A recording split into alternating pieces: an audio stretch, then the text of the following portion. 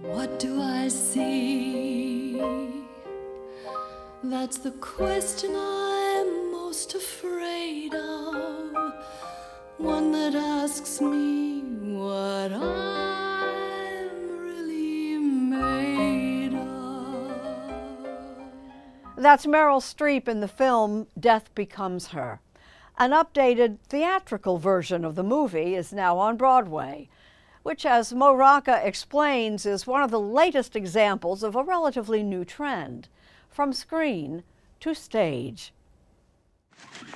I just want you to know one thing, Hal. You brought this on yourself.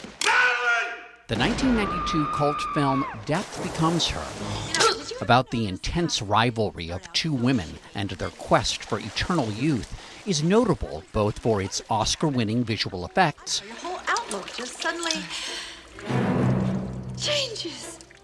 And its cast of A-listers. Okay, so Meryl Streep, Goldie Hawn, Isabella Rossellini. I mean, these are three very... Up-and-comers. Yeah, I'm sorry, who? They were our understudies in our previous Broadway shows, yeah. In fact, these are three of the stars of the Broadway musical version of Death Becomes Her. You could get really hung up on the fact that some of the greatest actresses of all time played our roles. I'll pause a scene to make you stare. I'll take the trip from here to there. Megan Hilty inhabits the Meryl Streep role of Madeline Ashton, an actress of a certain age. But the thing is, we're not recreating their performances. We're recreating this story. Michelle Williams of Destiny's Child takes on the role of a mysterious sorceress, played by Isabella Rossellini in the movie.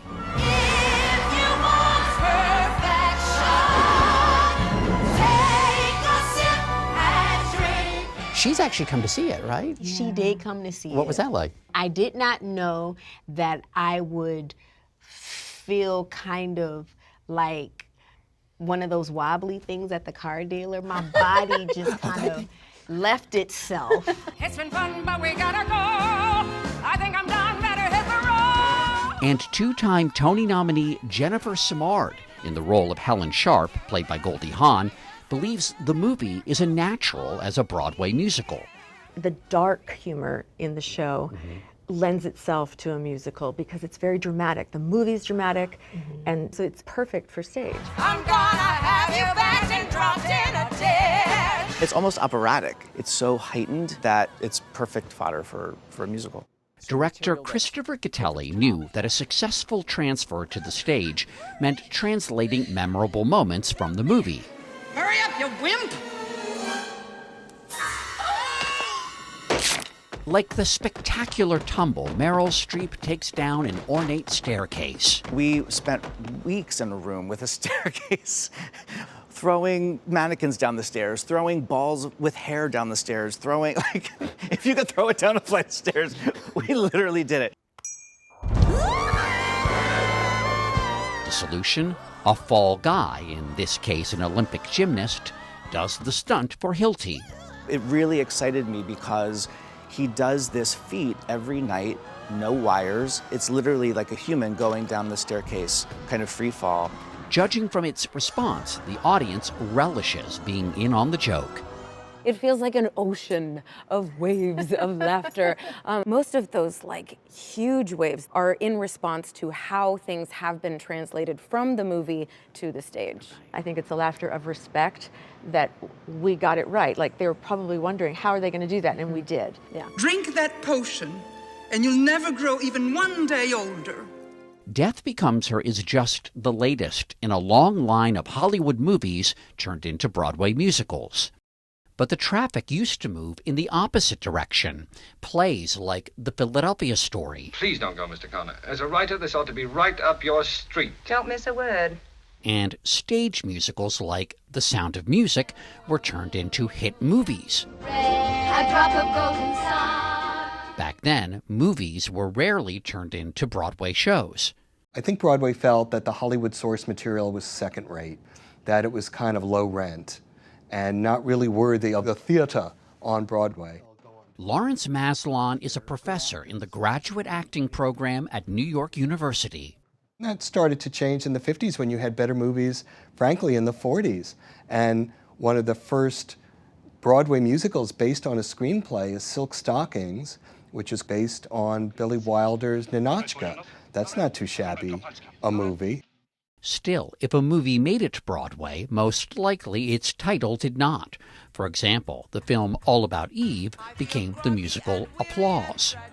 Then along came Disney, with movie titles that were major draws for theatergoers, and a trickle of Hollywood to Broadway adaptations became a roar.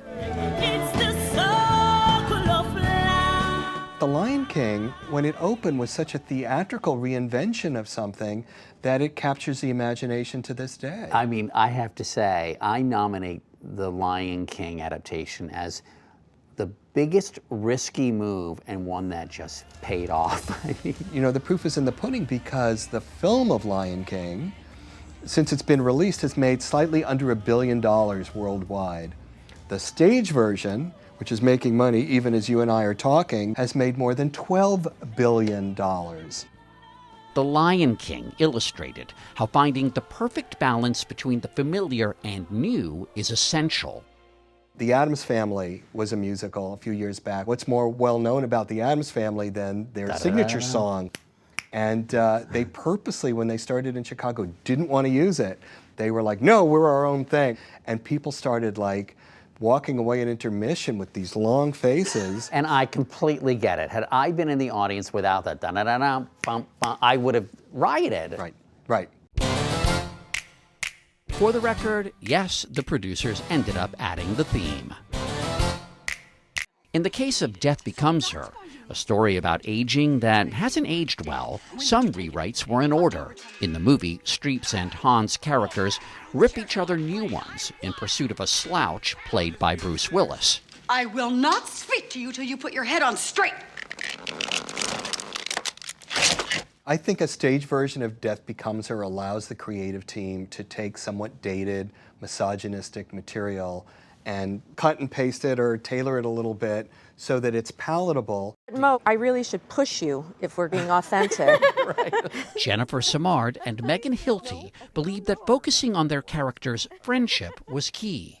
If you just hate someone, you cut them out. Yeah, what is that phrase? The opposite of love is not hate, it's indifference, and we are not indifferent to one another. Yeah. And ultimately, we do discover how much we love each other. The formula seems to be working. Michelle Williams can sense it from the stage during the opening number. I love feeling the energy of the audience, and I'm able to go back and tell people, it's a good one. It's a good one. We've got a good one.